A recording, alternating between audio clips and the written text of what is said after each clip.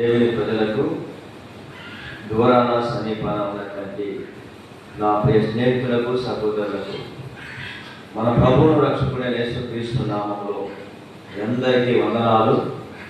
అందరూ బాగున్నారు కదా? మంచిది. మీరు ప్రతిదినమును దేవుని యొక్క వాక్యాన్ని ధ్యానం చేస్తూ ప్రార్థన చేస్తున్నారని మేము ప్రభువులో ఆనందిస్తున్నాం. మీ కొరకు మేము ప్రార్థన చేస్తూ ఉన్నాం. మీరు కూడా మా కొరకు, మా పరిచర్య కొరకు ప్రార్థన చేస్తున్నారని మేము విశ్వసిస్తూ నమ్ముతున్నాం. మంచిది, చాలా సంతోషము. దేవుడు మనకి మరొక రోజు ప్రభు మనకి గిఫ్ట్గా ఇచ్చాడు. దాదాపుగా 4 నెలలు కాపాడి 5వ నెలలోనికి మనం వచ్చాం. ఈ 5వ నెల మొదటి తారీఖున దేవుడు మనకి దాదాపుగా సజీవుల లెక్కలో నుంచి ఆరోగ్యమును, ఆయుష్నునిచ్చి తన పని కొరకు ఎన్నో మనందరినీ కూడా ఏర్పాటు చేసుకున్న ప్రభువుకి మాత్రమే మనము మహిమ చెల్లించాలి. ఆయనకు మాత్రమే ఘనత కలగాలి. ఎందుకంటే ఆయన ఘనతకు అర్హుడు, మహిమకు కూడా ఆయన ఒకడే అర్హుడు. సర్వానికి, సర్వ మానవాళ్ళ కొరకు ఆయన ఉన్నతమైనటువంటి పరలోకాన్ని విడిచిపెట్టి భూలోకానికి తను తాను తగ్గించుకుని వ్యక్తులుగా కాసిన స్వరూపాన్ని ధరించుకుని నీ కొరకు, నా కొరకు, మనందరి కొరకు ఆయన బలియాగము అర్పించడానికి కొరకు తను తాను తగ్గించుకుని లోకానికి వచ్చాడు. యోగ్యత మనకి లేకపోయినా, అధికారాలు, అర్హతలు మనకి లేకపోయినా, సర్వమును ఆయనే మనకి అధికారాలు, అర్హతలు అనుగ్రహించి ఆయన వాక్యాన్ని బోధించడానికి, ఆయన చిత్తాన్ని జరిగించడానికి దేవుడు నిన్ను నన్ను కూడా అల్పులమైన మనల్ని ఏర్పాటు చేసుకున్నాడు. ఈ లోకంలోనికి మనం ఏమి తీసుకుని రాలేదు, మనం ఏమి తీసుకొని పోలేము అన్నటువంటిది వాక్యంలో మనం చూస్తాం.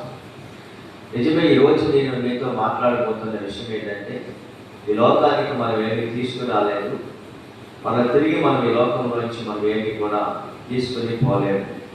ఒట్టిగా వచ్చాము, ఒట్టిగానే వెళ్ళాలి. ఒట్టిగా వచ్చిన మనము ఒట్టిగానే వెళ్ళాలి. ఎందుకంటే ఈ లోకము శాశ్వతమైనది కాదు. ఎవరికి కూడా ఇది శాశ్వతమైనది కాదు.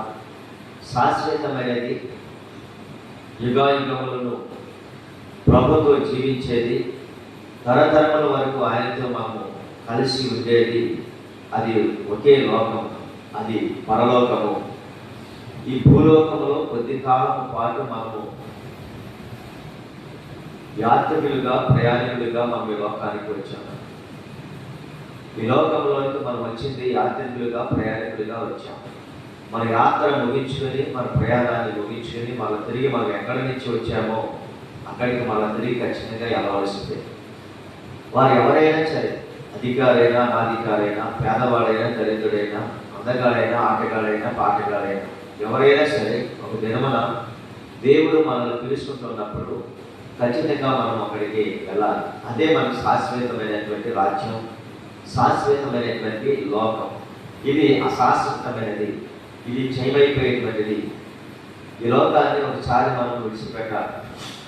ఈరోజు నేను మీతో మాట్లాడుతున్న ఈ మాటలు వింటున్న మీరు, ఇదేంటి ఎలా మాట్లాడుతున్నాడు, లోకాన్ని విడిచిపెట్టాలి, లోకము శాశ్వతమైనది కాదంటున్నాడు అని మీరు అనుకోవచ్చు. నిజమే, ఈ లోకము మనకు శాశ్వతమైనది కాదు. మానవుని యొక్క ఆయుష్ 70 సంవత్సరాలు, అధిక బలం ఉంటే 80 సంవత్సరాలు, అయినా ఆయాసము దుఃఖమేనని పరిశుద్ధ గ్రంథము మనకి తేటగా తెలియజేస్తుంది. కనుక ప్రియమైన నా దేవుని ప్రజలారా, ఇది శాశ్వతమైనది కాదు. ఒక 70 సంవత్సరాలు బ్రతుకుతాం, లేదా ఒక 60-70 సంవత్సరాలు బ్రతుకుతాం. తర్వాత మనము దేవుని పిలుపుని అందుకొని పరలోక రాజ్యానికి చేర్చబడతాం. అక్కడ దేవునితో యుగాయుగములను మనము జీవిస్తామని పరిశుద్ధ గ్రంథము మనకి తేటగా తెలియజేస్తున్నది, మనకి బోధిస్తున్నది కూడా. ఆ యుగాయుగములను ఆయనతో కలిసి అక్కడ జీవించాలంటే భూమి మీదకి మనం ఒక పరదేశులుగా, యాత్రికులుగా మనం వచ్చాం. ఈ వచ్చినటువంటి మనము భూమి మీద మనకంటూ ఒక పనిని ప్రభు మనకి అప్పగించాడు. ఆ అప్పగించిన పనిలో నమ్మకముగా యథార్థముగా మనం ఆ పనిని చేస్తూ జరిగిస్తూ ముగిస్తూ ఆయన కొరకు జీవించి ముగించినప్పుడు ఖచ్చితంగా మనం ఆయనతో కలిసి పరలోకములో మనం నివాసం చేయగలం. భూమి మీదకు వచ్చేదానికి ముందుగా మనకు ఒక ప్రణాళికను దేవుడు ఏర్పాటు చేశాడు. ఆ ప్రణాళికను బట్టి ఈ లోకానికి మనం వచ్చాం. వచ్చిన మనము మన పనుల కొరకు లేకుంటే మన అవసరాల కొరకు మన యొక్క కుటుంబ సంరక్షణ పోషించుకోవడానికి కాదు, కానీ పోషించుకోవాలి. కానీ అయితే మనం అసలు ఎందుకు వచ్చాము ఈ లోకానికి? పరదేశులము, పరచరులము, లేకపోతే యాత్రికులము, ప్రయాణికులము అని అందరూ కూడా ఇలా చెప్తున్నారు కదా. ఈ యాత్ర ముగించిన తర్వాత పరలోకం యొక్క తండ్రి దగ్గరికి చేరాలని మాట్లాడుకుంటూ వస్తున్నారు. అయితే ఈరోజు మనము ఈ లోకానికి ఎందుకు వచ్చాము? మన పట్ల ఏదో ఒక ప్రణాళిక కలిగి ఉన్నాడు దేవుడు. మనము కూడా వచ్చిన మనము ఆయన పని మనము చేయాలి అన్నటువంటి దేవుని యొక్క వాక్యాల్లో మనం చూస్తూ ఉన్నాం. దేవుని పని దేవుడు మనకు అప్పగించినప్పుడు ఆ పని ఖచ్చితంగా నమ్మకంగా యథార్థంగా మనం చేయాలి. ఎందుకంటే ఆ పని మనము చేయకపోతే, దేవుని నామాన్ని మనం కనపరచకపోతే, దేవుని పని చేస్తూ దేవుని నామాన్ని మనం కనపరచకపోతే వ్యర్థమైపోతాం. మనకై మనం జీవించటము, మనకై మనం బ్రతకటము కాదు. మనకు బ్రతకమని చెప్పిన దేవుడు, మనకి జీవించమని చెప్పిన దేవుడికి మనం ప్రజలకు పరిచయం చేయాలి. ఆయన కొరకు మనం జీవించాలి. అదే దేవుని యొక్క ప్రణాళిక.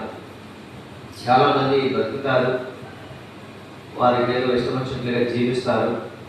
తర్వాత వాళ్ళ జీవితాన్ని ముగిస్తూ ఉంటారు. ఎందుకు పుట్టారో ఎందుకు పెరిగారో తెలియకుండా కొంతమంది అలా ఉండిపోతూ ఉంటారు. అసలు మనం పుట్టించినటువంటి ఒక ఆయన ఉన్నాడు, ఆయన సృష్టికర్త అయిన దేవుడని, మనకి పట్ల దేవుడుకున్న ప్రణాళిక ఏంటో మనం గుర్తించడానికి చాలామంది నాస్తికులుగా, లేకుంటే మూర్ఖులుగా, లేకుంటే చాలా రకరకాలైనటువంటి భావ ఉద్రేకాలను కలిగి జీవించే వారిగా ఉంటారు. దేవుడు ఎవరో తెలియని రీతిగా జీవిస్తూ ఉంటారు కొంతమంది ఏమో అందరూ ఒకటే అన్నట్లుగా కూడా బ్రతుకుతూ ఉంటారు. అందరూ ఒకరి కాదు, అందరూ ఒకరు కాదు. నీవు నీవే, నేను నేనే. దేవుడు ఎవరికి ఇవ్వాల్సినటువంటి ప్రత్యేకత వారికి ఇస్తాడు, ఎవరికి ఇవ్వాల్సిన ఘనత వారికి దేవుడు ఇస్తాడు. కానీ ఇవన్నీ ఇవ్వాల్సింది ఇచ్చేది కూడా ఒక్కడే. ఆయనే మనం ఆరాధిస్తున్నటువంటి దేవుడు. ఆయన ఎలాంటి వాడు అని లేఖనాల్లో మనం పరిచయం చేస్తే చాలా చోట్ల మనం చూడగలం. ఆయన పరిశుద్ధుడు అనేటువంటి మాట. కనుక క్రీస్తునందు నా ప్రియమైన ప్రజలారా, ప్రభుని ఆరాధించబడేటువంటి దేవుడు ఎవరు దాన్ని గుర్తించకుండా మనము భక్తి చేసిన వ్యర్థమే. తెలియని ప్రయాణం ఎంత లెక్కకి వెళ్ళి మనం జయించగలుగుతాం. మనం ఒక చోటికి వెళ్ళాలని తెలుసుకున్న ప్రయాణంలోనే మనం కొనసాగిస్తుంటే ఆ ప్రయాణాన్ని మనం ముగించగలుగుతాం, ప్రయాణానికి గమ్యానికి చేరగలుగుతాం. గమ్యము తెలియకుండా ప్రయాణం చేసేమంటే వ్యర్థమే కదా. గమ్యము తెలియకుండా మనం ప్రయాణం చేసేమంటే అసలు ఎక్కడికి వెళ్తున్నాము బాటసారి అన్నట్లుగానే గమ్యము తెలియాలి మనకి. గమ్యం అంటే ప్రతి మనిషి భూమి మీద నుంచి మనము వచ్చాము, ఎక్కడి నుంచో వచ్చాము, తల్లి గర్భం నుంచి భూమి మీదకి వచ్చాము వాస్తవమే. కానీ దీని వెనకమాల ఏదో ఒక ప్రణాళిక ఉంది. అసలు ప్రతి మనిషి, ప్రతి ఒక్క మానవాళు ఏదో పుడుతున్నారు, జీవిస్తున్నారు, బ్రతుకుతున్నారు, వారి యొక్క సొంత పనులు చేసుకుంటున్నారు, తర్వాత మరణిస్తున్నారు. ఎక్కడికి వెళ్తున్నారు లేదు ఒక అవగాహన ప్రజల్లోనికి రావాలి. కానీ ఈరోజు అది రావటం లేదు. ఎవరు చూసొచ్చారు? భూమి మీద ఉండగా మనం దేనికి పుట్టాము? చాలామంది చెప్పేటువంటి మాట ఏంటంటే తినటానికి, త్రాగటానికి మనం పుట్టాం. భూమి మీద ఉండగానే అన్ని ఆనందాలు, సుఖాలు, సంతోషాలు కూడా అనుభవించాలి. తినమన్నాడు, త్రాగమన్నాడు, బ్రతకమన్నాడు కదా అని చాలామంది ప్రజలు ఈ విధంగా మాట్లాడుకుంటూ వస్తారు. తినద్దని నేను చెప్పటం లేదు, దేవుడు కూడా చెప్పలేదు తినాలి లేదు. తినకపోతే ఎలా బతుకుతారు? తిని బ్రతకాలి, జీవించాలి. కానీ అసలు దీని వెనక మారున్న పరమార్థం ఏంటి? మనం చనిపోతే ఎక్కడికి వెళ్తున్నాం? అసలు మరణం ఉంది. మరణం తర్వాత దాని వెనకమాల ఉన్నటువంటి ఉద్దేశం ఏంటి? మన పితరులు, మన పూర్వీకులు వేల కొలది, కోట్ల కొలది సంవత్సరాల నుంచి పుడుతున్నారు, చనిపోతున్నారు, పుడుతున్నారు, చనిపోతున్నారు.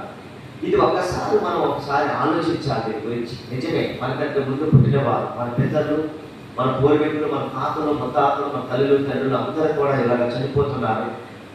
వాళ్ళకి చేయవలసిన కార్యక్రమాలు మనం చేస్తున్నాం. కొంతమందిని సమాధి చేస్తున్నాం, కొంతమందిని ఏమో పండిస్తూ ఉన్నారు. సరే, ఏది ఏమైనా ఇలా చేస్తున్నప్పుడు ఏదో మనిషిగా మన మధ్యలో 2 సంవత్సరాలు తిరిగి తర్వాత స్థలాలని మాయమైపోతున్నారు. వీళ్ళని సమాధి పెడుతూ సమాధి చేసి మట్టి పోసి పూడుస్తున్నాం. లేదా తగలబెట్టి కొంతమందిని కాల్ చేసుకుంటూ పూడైపోతున్నారు. అయితే జరుగుతున్న విషయం, శరీరాన్ని మాత్రమే మనం కాల్చుతున్నాం, శరీరాన్ని మాత్రమే మనము దీన్ని మట్టిలో పెడుతున్నాం. కానీ శరీరంలో ఇప్పటి వరకు 2 సంవత్సరాల వరకు నివసించినటువంటిది ఒకటి ఉంది. అది ఏంటిదో దాన్ని మనం చాలా పరిచయం చేయవలసిన అవసరం ఉంది. దీని గురించి మనం ఒకసారి ఆలోచించాలి. ఒకరి కాదు, అందరూ కలిసి ఆలోచించాలి. ఇది ఏదో ఒక ఉన్నతమైనటువంటి ఆత్మ మనకు దేవుడు ఇచ్చాడు. అది ఎక్కడికి వచ్చింది, ఎక్కడికి వెళ్తుంది అన్నది మనం గుర్తించాలి. అయితే శరీరానికి మాత్రమే మరణము, ఆత్మకు మాత్రము మరణము లేదు అని పరిశుద్ధ గ్రంథము తేటగా తెలియజేస్తుంది. అయితే ఈ శరీరానికి మరణం వస్తున్నప్పుడు శరీరాన్ని పాతి పెడుతున్నాం, లేదా తగులు పెడుతున్నాం.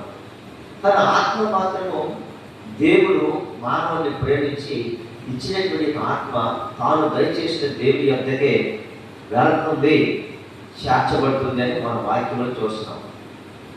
ఆత్మ మరణము లేనిది, ఆత్మకు ఎంత మాత్రం కూడా చావు లేనిది, ఆత్మ నిత్యమును జీవించేది, ఆత్మ నిత్యమును బ్రతికేది. ఈ ఆత్మ శరీరంలో ఉన్నంత సేపు శరీరంలో కలయికలు ఉంటాయి. కానీ ఆత్మ ఎప్పుడైతే దేవుడు పిలుస్తున్నాడో శరీరము కుప్పకూలిపోతుంది. వారు 150 కేజీలు బరువు కలిగిన మనిషి అయినా, 6 అడుగులు పొడవ కలిగిన మనిషి అయినా, 3.5-4 అడుగులు కలిగిన పొడవ కలిగిన మనిషి అయినా, ఎవరైనా ఈ మనకు ఉన్నటువంటి లోపల ఆత్మ అయితే ఆ ఆత్మ ఎప్పుడైతే బయటికి వెళ్ళిపోతుందో, దేవుడు పిలుచుకుంటున్నాడో, అప్పుడు ఈ శరీరము కూలిపోతుంది, కుప్పకూలిపోతుంది. అప్పుడు మనం అంతా కూడా ఏడుస్తాం, అయ్యో ఇప్పుడు దాకా మాతో ఉన్నావు, మాలో ఉన్నావు, మా మధ్యలో తిరిగావు, ఇంతరాలు ఏమైంది, ఎలాగ అయిపోయావని అనుకుంటూ ఉంటాం. కొంతమంది ఏమో చాలామంది అనుకునే విషయం ఏంటంటే, అప్పుడే ఇతను చనిపోవాలా, అసలు దేవుడికి బుద్ధి జ్ఞానం ఉందా అనేటువంటి వారు కూడా లేకపోలేదు. నేను అంటున్న విషయం ఏంటంటే, దేవుడికి మనము బుద్ధి ఉందా జ్ఞానం ఉందా అని ప్రశ్న వేయడానికి అసలు వెంటనే వాడు ఎవడేవాడు అసలు వాస్తవాన్ని చెప్పాలంటే. దేవుడు అనంత జ్ఞాని.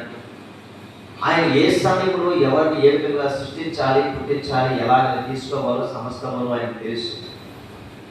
ఇక్కడ ఉండేదానికంటే అక్కడ ఆయనతో ఉండటము అది దేవునికి ఇష్టమైనదేమో. అందుకే దేవుడు అలాగే కొంతమంది ప్రజలను పిలుచుకుంటూ ఉంటాడు. అయితే ఒకరి తర్వాత ఒకరు ఖచ్చితంగా మనం అందరం కూడా ఎక్కడి నుంచి వచ్చామో అక్కడికి మనం అంతా కూడా వెళ్ళాలి.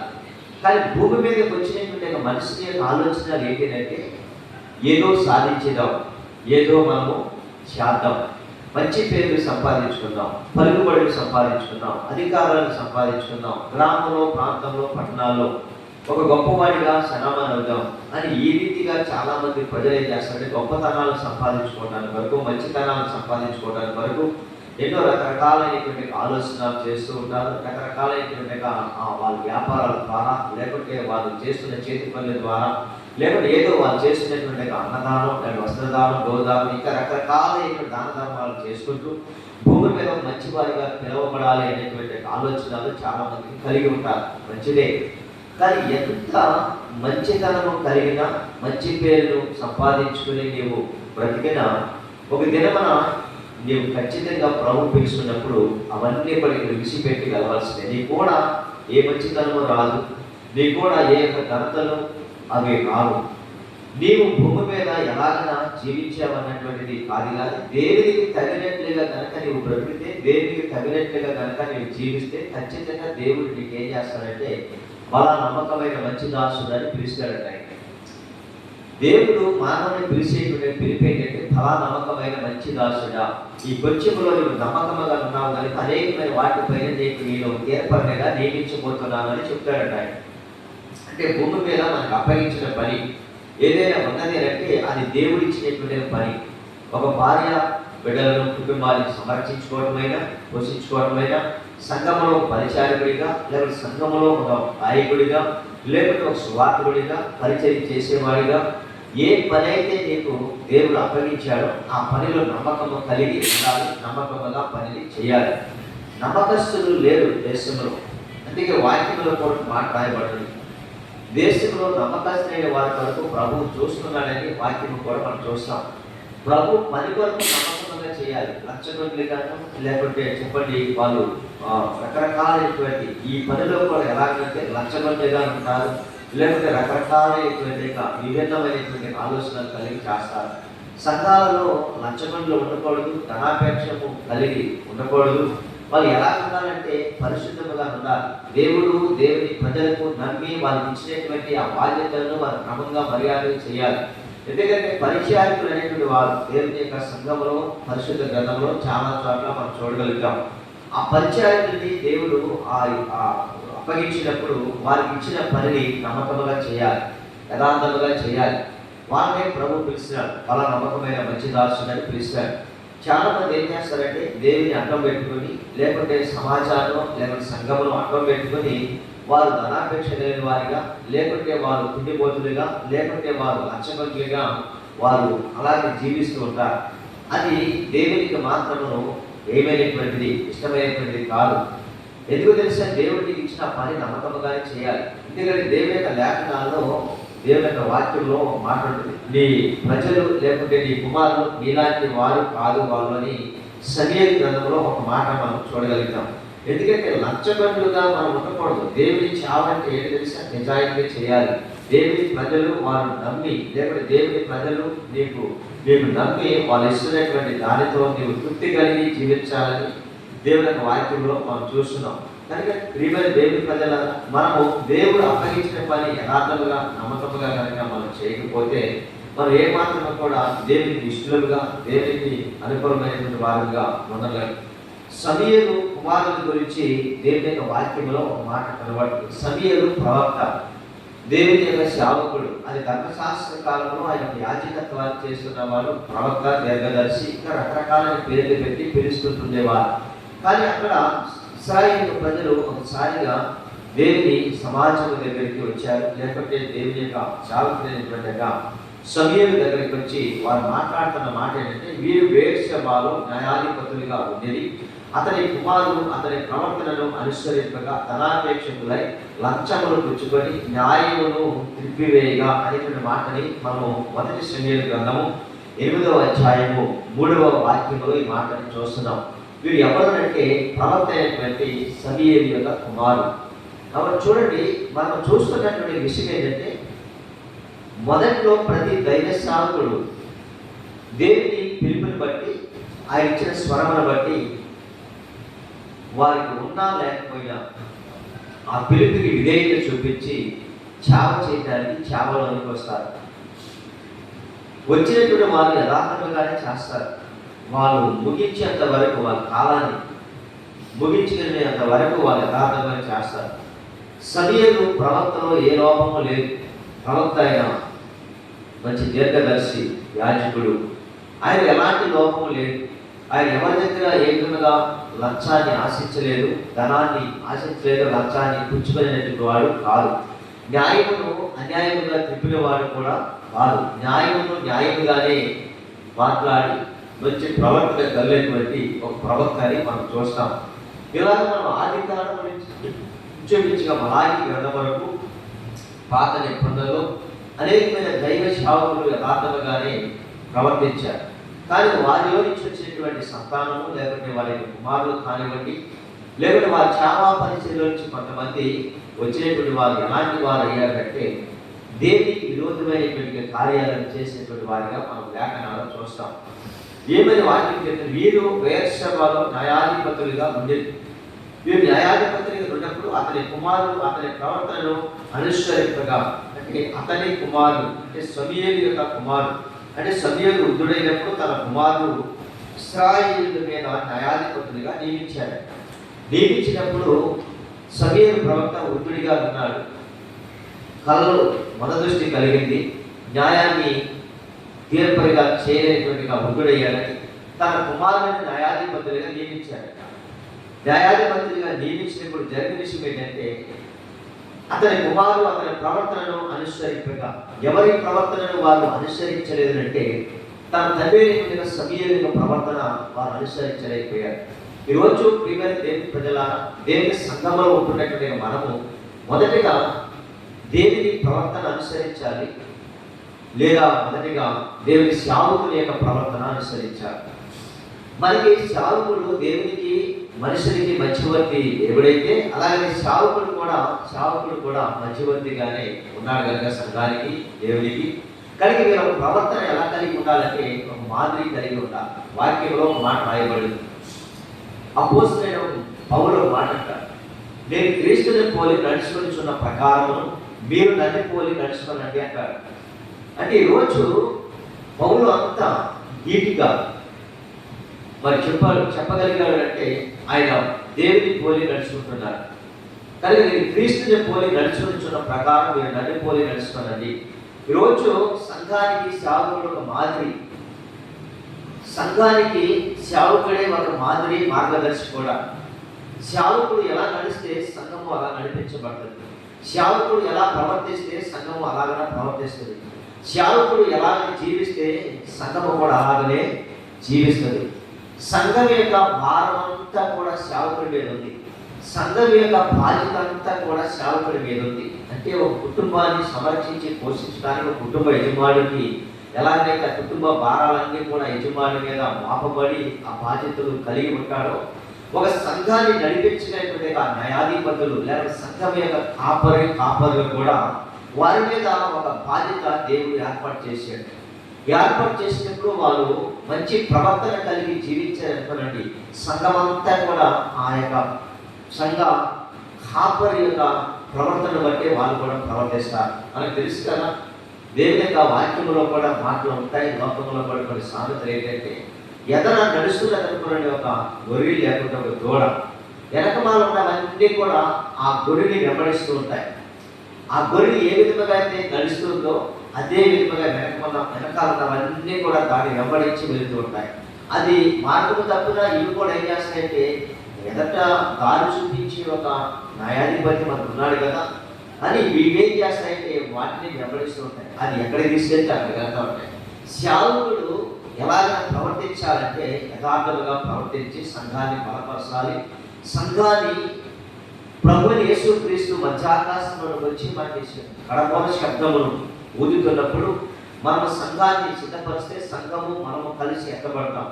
సరే, ఇక్కడ అతని ప్రవర్తన అంటే అతని కుమారుట అతని ప్రవర్తనను అనుసరింపగా, అంటే అనుసరించలేకపోతున్నారు ఈరోజు. ప్రవర్తన, తండ్రి యొక్క ప్రవర్తన కుమారుడు అనుసరించలేకపోవటం. రెండవది సేవకుని యొక్క ప్రవర్తన సంఘం అనుసరించలేకపోవటం. సేవకుడు కూడా వాళ్ళకి సరైనటువంటి క్రమంలో పద్ధతిలో నడిపించకపోవటం. ఇలాంటి ప్రవర్తన కలిగి జీవిస్తున్నప్పుడు జరుగుతున్న విషయం ఏంటంటే, సంఘంలో విభిన్నమైనటువంటి ఆలోచనలు వస్తున్నాయి. లోకంలో ఉన్నవన్నీ కూడా సంఘంలోకి తీసుకురావటం ద్వారా సంఘము విచ్చలవిడిగా పాడైపోయినట్టుగా పతనానికి రావాల్సిన పరిస్థితి కూడా కనబడుతున్నాయి. కొన్ని సంఘాలు మనం లేకుంటే కొన్ని కుటుంబాలు మనం చూస్తున్నప్పుడు ఆ నాయకుడు నడిపించేటువంటి పద్ధతి సరిగా లేకపోవడం ద్వారా ఏమైపోతున్నాయంటే పాడైపోయే పరిస్థితి. ఇక్కడ ఏమన్నా తెలుసా, న్యాయులను వాళ్ళు తిప్పివేస్తున్నారు. ఎలా తిప్పివేస్తున్నారంటే ధనాపేక్ష కలిగి ధనాన్ని ఆశిస్తున్నారు. ప్రభువుని యేసుక్రీస్తు ఒక మాట చెప్పాడు, మీరు ఉచితముగా పొందుకున్నారు కనుక ఉచితముగానే ఇవ్వండి అని చెప్పాడు ప్రభు. కానీ ఇక్కడ మీరు ఏం చేస్తారంటే ధనాన్ని ఆశిస్తున్నారు. అంటే ఇక్కడ రాయబడిన మాట ధనాపేక్షకులై లంచమును కూడా ఇలా చేస్తారు, పుచ్చుకుంటున్నారు. అంటే బేరాలు ఆడుతున్నారు. ఇది దేవుని యొక్క వాక్యంలో రాయబడినటువంటి మాట. ఇలాగా ధనాపేక్షకులై లంచమును పుచ్చుకొని న్యాయులు ఏం చేస్తారంటే తిప్పివేయగా ఇశ్రాయేలు పెద్దలందరూ కూడి రామాలు సమూయేలు వద్దకు వచ్చారు. ఇప్పుడు ఎక్కడికి వచ్చారు కదంటే, అంతకు ముందు ప్రవక్తగా ఉన్నటువంటి ఆ ప్రవక్త అయినటువంటి సమూయేలు దగ్గరికి వచ్చారు. నీ కుమారులు నీ వంటి ప్రవర్తన కలిగిన వారు కాదు, నీవు మంచి ప్రవర్తన కలిగిన వాడివి, మా దగ్గర లంచము కానీ ధర్మం కానీ ఆశించిన వాడివి కాదు, కానీ నీ కుమారుని న్యాయాధిపతులుగా అభిషేకించినప్పుడు, మా మీద తీర్పలుగా వారిని ఉంచినప్పుడు, కాపలుగా వారిని అభిషేకించి మా మీద వారిని పెట్టినప్పుడు వారు ఎలాంటి వారు అయ్యారంటే ధనాపేక్షకులు అయిపోయారు. లంచము పుచ్చుకొని న్యాయాన్ని ఏం చేస్తున్నారంటే త్రిప్పివేస్తున్నారు. ఈరోజు చాలామంది న్యాయమును అన్యాయంగా మార్చేవారు. ఎస్ఏ గ్రంథంలో ఒక మాట ఉంటుంది, న్యాయమును చేయటం నాకు ఇష్టమంట. అంటే న్యాయము చేయాలని ఆయనకి ఇష్టమంట. చాలామంది ప్రజలు న్యాయాన్ని అన్యాయానిగా మార్చడం, క్రైస్తవ్యంలో కూడా ఈ యొక్క పరిస్థితులు మనకు కనబడుతూనే ఉంటున్నాయి. దేవుని మందిరానికి వస్తున్నటువంటి మనము దేవుని చూసి రావాలి తప్ప, దేవుని ఆరాధించే మనము, దేవుడు ఆత్మ కనుక ఆయన ఆరాధించే వారు ఆత్మతో సత్యంతో ఆరాధించాలి తప్ప, మన ఆలోచనలు చొప్పున మన ఇష్ట ఉద్దేశాలు చొప్పున ప్రభుని ఆరాధించుకోడు. ప్రభు ఎవరు? ఆయన పరిశుద్ధుడు, ఆయన ఒక ఉన్నతమైనటువంటి దేవుడు. ఆయన అన్ని నామముల కంటే పైనామము, అన్ని నామముల కంటే ఉన్నతమైన నామమని మనం చూస్తున్నాం. ఆ ఉన్నతమైన నామాన్ని బట్టి మనం ఆరాధిస్తున్నప్పుడు, ఎప్పుడైతే మనం కూడా పరిశుద్ధముగా కలిగి ప్రభుని ఆరాధిస్తామో ఖచ్చితంగా ప్రభు మనం ఏం చేస్తారంటే ఒక ఉన్నతమైన స్థాయిని మనం కలుగజేస్తారు. దేవునికి స్తోత్రం కలుగుగాక. ఎందుకంటే మీరు పరిశుద్ధులై ఉన్న ప్రకారం మీరు కూడా పరిశుద్ధులై ఉండండి. పరిశుద్ధత లేకుండా ప్రభుని ఎవరు కూడా చూడలేదు, చూడబోరు కూడా. నిజమే, పరిశుద్ధత అనేటువంటిది చాలా ప్రాముఖ్యమైనటువంటి విషయం అని లేఖనాలు మనం చూస్తున్నాం. ఆయన ఆరాధించాలి, ఆయన మనం చూడండి. 5వ వచనంలోకి వచ్చేసరికి సమూయేలు వద్దకు వచ్చి, చిత్తగించము, నీవు వృద్ధుడవు, నీ కుమారులు నీ ప్రవర్తన వంటి ప్రవర్తన కలవారు కారు కనుక సకల చెల్లు మర్యాద చొప్పున మాకు ఒక రాజును నియమింపుము, అతడు మాకు న్యాయము తీర్చునని అతనితో అడిగి, లేకుంటే అతని దగ్గరికి వచ్చి వేడుకొని అతన్ని అడిగి. ఈ ఇశ్రాయేలు ప్రజలు అందరూ కూడా ఇప్పుడు ఎక్కడికి వచ్చారంటే ప్రవక్త అయినటువంటి సమూయేలు దగ్గరికి వచ్చారు. సమూయేలు దగ్గరికి వచ్చి మళ్ళీ వేడుకుంటున్నారు. ఏమని వేడుకుంటున్నారంటే అక్కడ చెప్పబడుతున్నటువంటి మాట విషయంలో, నీ వృద్ధుడు, నీ కుమారుడు నీ ప్రవర్తన వంటి ప్రవర్తన గలవారు కారు కనుక నీ ప్రవర్తన వంటి ప్రవర్తన వారు లేదు. నీవు సంఘాన్ని ఎలా నడిపించావు అంటే యథార్థంగా నడిపించావు, లంచాన్ని ఆశించలేదు, ధనాన్ని ఆశించలేదు, న్యాయాన్ని తిప్పి నీవు క్రమంగానే నడిపించావు తప్ప న్యాయం అన్యాయంగా, అన్యాయాన్ని న్యాయంగా మార్చిన వాడు కాదు. అయితే ఇప్పుడు వృద్ధుడు నీ కుమారులు ఈ విధమైనటువంటి పని కలిగి ఉన్నారు కనుక జరుగుతున్న విషయం ఏంటంటే అక్కడ చెప్తున్న విషయం, సకల చెల్లుల మర్యాద చొప్పున, సకల చెల్లుల మర్యాద చొప్పున మాకు ఎవరు కావాలని వారు అడుగుతున్నారంటే, మాకు ఒక రాజు కావాలి. ఇశ్రాయేలుకు మొట్టమొదటిగా రాజు. అప్పటి వరకు న్యాయాధిపతులు ప్రవక్తలు ఉన్నారు, రాజులు లేరు. రాజులు ఆది కాలంలో కనబడతారు, కానీ ఇక్కడ ఇశ్రాయేలుకి అందరికీ కూడా రాజ్యం వాళ్ళకి వచ్చిన తర్వాత వాళ్ళు ఒక రాజు కావాలని అడిగినప్పుడు ఇక్కడ ప్రవక్త సమూయేలు దగ్గరికి వాళ్ళు గుమ్ముకూడి వచ్చారు. సకల చెల్లుల మర్యాద చొప్పున మాకు ఒక రాజును నియమించు అంటాడు. అతడు మాకు ఏం చేస్తాడంటే న్యాయం తీర్చునని అతన్ని వేడుకుంటున్నారు, లేకపోతే అతన్ని అడిగారు. దేవుని స్తోత్రం కలుగుగాక. అవును, సకల చెల్లుల మర్యాద చొప్పున రాజు కావాలి. రాజు లేని ప్రజలు అంటే దేవోక్తి లేని ప్రజలంట కట్టు తప్పి తిరుగుతారని బైబిల్ గ్రంథంలో రాయబడింది. కనుక దేవోక్తి అనగా దేవుని భయము కలిగి ఉండాలంటే దేవుని సేవకులు సంఘానికి చక్కగా బోధించేవాడై ఉండాలి. లేకుంటే మనము చక్కగా వారికి ఒక ఉపదేశ క్రమంలో నడిపించగలిగిన వారిని ఉండాలి అని వాక్యంలో మనం చూస్తున్నాం. ఈరోజు ప్రియమైన దేవుని ప్రజలారా కొన్ని హెచ్చరికతో కూడినటువంటి మాటలు మాట్లాడుకుంటూ నేను చివరిగా ఒక రాజుని గురించి మాట్లాడుకుంటూ వస్తున్నా. ఈ విషయంలో మీకు ఏమనిపిస్తుందో నాకు తెలియదు, కానీ ఖచ్చితంగా మనము ఒక రాజు కావాలి. అంటే వాస్తవానికి సకల చెల్లుల మర్యాద చొప్పున వాళ్ళకి రాజు కావాలని వారు అడిగారు. అయితే ఈరోజు ఆ రాజు ఎవరై ఉండాలి అంటే నేను అంటున్నాను, ఆ రాజులో ఎలాంటి లక్షణాలు కలిగి ఉండాలి అనేటువంటి విషయానికి వస్తే ఆయన ధనాపేక్ష లేని వాడై ఉండాలని, లేకుంటే అతను ఏమాత్రం కూడా లంచమును పుచ్చుకునేవాడై ఉండకూడదని. ఇంకొక విషయం చెప్పాలంటే రాజుకు ఉండవలసిన లక్షణాలు, ఆయన పరిశుద్ధుడై ఉండాలి. ఆ రాజు ఎవరు తెలుసా? మనం ఆరాధిస్తున్నటువంటి ప్రభు. ఆయన ప్రభులకు ప్రభు, రాజులకు రాజు. అని. ఎందుకంటే ఆ రాజులో లోపము లేదు, ఆ రాజులో పాపము లేదు, ఆ రాజులో ఏమాత్రం కూడా అన్యాయం లేదు. ఆ రాజు నచ్చాన్ని పుచ్చుకునేవాడు కాదు, ఆ రాజు ధనాపేక్షాన్ని ఆశించేవాడు కాదు. ఆయనే భూమి ఆకాశములను కలగజేసిన వాడు, ఆయనే సృష్టికర్త అయిన దేవుడు, చూడించిన నక్షత్రంలో నియమించిన వాడు. ఆయన సర్వ మానవాళి వరకు ఆయన పరలోకాన్ని విడిచిపెట్టి భూలోకానికి తను తాను వ్యక్తులుగా చేసుకుని దాసుని స్వరూపాన్ని ధరించుకొని సర్వ మానవాళ్ళందరినీ కూడా ఒక ఏక మనసుతోటి వాళ్ళు ఏలుబడి చేయాలని, వాళ్ళ ఆ మనసుతోటి వాళ్ళు ఏకకత్తిగా వాళ్ళని ఒకే మార్గంలో నడిపించాలని ఆయన పరలోకాన్ని విడిచిపెట్టి భూలోకానికి వచ్చినప్పుడు అప్పుడు కూడా అక్కడ చెప్తున్న మాట, ఇతను యూదులకు రాజుగా పుట్టినవాడు ఎక్కడ ఉన్నాడు అనేటువంటి విషయాన్ని కూడా మనం చూస్తున్నాం. ఆయన యూదులకే రాజు కాదు, సర్వలోకానికి రాజు అయినటువంటి యేసుక్రీస్తు దేవుని కూడా ఆ రాజుగా మనం అంగీకరిస్తే ఆయన అంటాడు ఆ రాజు ఉండవలసిన విషయాలంటే ఆయన పరిశుద్ధుడుగా ఉండాలి. అందుకే పౌలు ఎబ్రీ సంఘానికి రాస్తున్నప్పుడు ఆ మాటలో 3-4 విషయాలు రాస్తాడు. ఆయన పవిత్రుడు, పరిశుద్ధుడు, నిర్దోషి, ఆయన పాపుల్లో చేరిన ప్రత్యేకమైన ఉన్నవాడు, ఇటు ప్రధాన యాజకుడు, ఆకాశం మనకంటే మిక్కిలి ఎంచేవాడు, ఇటు ప్రధాన యాజకుడు మనకు సరిపోయిన వాడని మనం చూస్తాం. అంటే రాజులో ఉండవలసినటువంటి మొట్టమొదటి లక్షణాలు ఏంటి తెలుసా? పరిశుద్ధుడై ఉండాలి. అంటే దేవుడు అని పిలువబడిన వాడు ఎలా ఉండాలంటే అతను దేవుడిగానే ఉండాలి. అతని భార్య పిల్లలు కలిగిన వాడే ఉండకూడదు, అతను ఎంత మాత్రం కూడా ధనాన్ని ఆశించే వాడే ఉండకూడదు, లంచాన్ని పుచ్చుకునే వాడే ఉండకూడదు. అతను పరిశుద్ధుడై ఉండాలి. అంతేకాకుండా సర్వ మానవాళి వరకు ప్రాణమును పెట్టగలిగిన వాడై ఉండాలి. సర్వ మానవాళి వరకు నిర్దోషమైన రక్తాన్ని చిందించగలిగిన వాడై ఉండాలి. అతనిలో ఆ లక్షణాలు ఎవరిలో మనం చూడగలుగుతామంటే సర్వాధికారి అయిన యేసుక్రీస్తులో మాత్రమే ఈ విషయాలు మనం చూడగలుగుతాం. సర్వ లోకానికి వచ్చినటువంటి ప్రభు సర్వ మానవాళి వరకు నేను మనం చేసినటువంటి పాపపు యొక్క బ్రతుకుని బట్టి, ఆ దాసత్వాన్ని బట్టి విడుదల, విమోచన, రక్షణ, స్వస్థత కలుగజేయడానికి వరకు ఆయన మనందరి పాపము నిమిత్తమై ఒక నిర్దోషమైన గొర్రెపిల్లగా ఆయన ఉదించబడి పరిశుద్ధమైన రక్తాన్ని సిందించి ప్రతి పాపాన్ని మనల్ని కడిగి ఆయన బిడ్డలుగా, ఆయన చెత్తుగా ఆయన చేస్తున్నటువంటి రక్షకుడిగా మనం చూస్తున్నాం. ఆ రాజు ఆయన మరణించాడు, 3వ దినమున లేచాడు, 40 దినాలు సంచరించాడు, మరలా తిరిగి ఆయన రాబోతున్నానని 40వ రోజున భూలోకం నుంచి ఆరోహణమైపోయాడు పరలోకానికి. మరలా నేను త్వరగా రాబోతున్నానని ఆయన మనకు తెలియజేశాడు. ఇది 2026 సంవత్సరాల క్రితం జరిగేటువంటి చరిత్ర.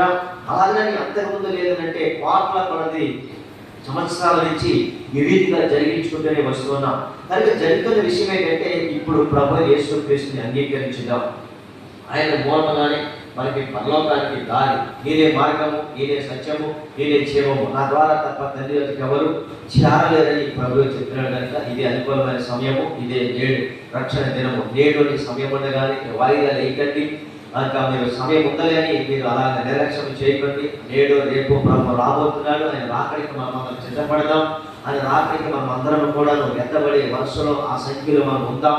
మారు మనసు పొంది మారు మనసు తగిన ఫలాలను ఫలిస్తూ ఈ లోకంలో మనం ఎంత సంపాదించినా ఒక దినమున అవన్నీ కూడా విడిచిపెట్టాలి. అలా నమ్మకమైన మంచి దాసుని పిలిపించుకునే ఆ వరుసలో దేవుడి మనం అందరం కూడా ఉందుము గాక. ఈ మాటలు మన వీళ్ళు దేవుడు దీవించును గాక. ప్రార్థన. పరిశుద్ధమును నమ్మకమును పరలోకమందున్న మా తండ్రి, మీకు స్తోత్రాలు, వందనాలు తెలియజేస్తున్నాను. మరొకసారి ప్రభువా ఈ యొక్క రోజు మీ ముందు ఈ విధముగా నిలవబడి కొన్ని విషయాలను మాట్లాడటానికి మీరు మాకు ఇచ్చినటువంటి జ్ఞానం బట్టి మేము స్తుతిస్తున్నాం, ఆరాధిస్తూ మహిమపరుస్తున్నాం. ప్రాంతాన్ని, ప్రాంతీయ ప్రజలను, గ్రామాన్ని, గ్రామ పెద్దలను దీవించండి, ఆశీర్వదించండి. గ్రామంలో సంఘాలను, సంఘ కాపలను దీవించండి, ఆశీర్వదించండి. సంఘాల్లో ఉన్న కలవరాలు తనతో వేస్తున్నామో కొట్టివేస్తున్నాం. మరి ముఖ్యంగా ఈ యొక్క సంఘములు కూడా 30 దంతులుగా, 60 దంతులుగా, 100 దంతులుగా మీరు దీవించి ఆశీర్వదించండి. ఆయా BCSA గ్రామ పెద్దలను మీరు దీవించి ఆశీర్వదించండి. పూర్వకాలంలో వైభవాన్ని మాకు తిరిగి దయచేయండి. ఆయా మాకు మంచి ఉపాధులను కలిగించుకుని ప్రార్థన చేస్తున్నాం. దీర్ఘకాలపు రోగుల కొరకు, వ్యాధిగ్రస్తుల కొరకు ప్రార్థన చేస్తున్నాం. ఎయిడ్స్ వ్యాధి గలవారు, క్యాన్సర్ వ్యాధి గలవారు, బీపీ, షుగర్లు, అలాగే ఇరిటేషన్, స్టోన్స్, పక్షవాతం, థైరాయిడ్ సమస్త రోగాలకు మధ్య నుంచి కూడా మీరు విడుదల కలిగించి విమోచన, రక్షణ, స్వస్థత మీ కృపను అనుగ్రహించి బయటకు తెచ్చుకోమని సమస్త ఘనత, మహిమ, ప్రభావములను మీరు మాత్రమే పొందుకోమని మీ ప్రియ కుమారుడు రక్షకుడైన యేసుక్రీస్తు నామములో ఈ ప్రార్థన సమర్పించి పొందేదాము తండ్రి. ఆమేన్. God bless you.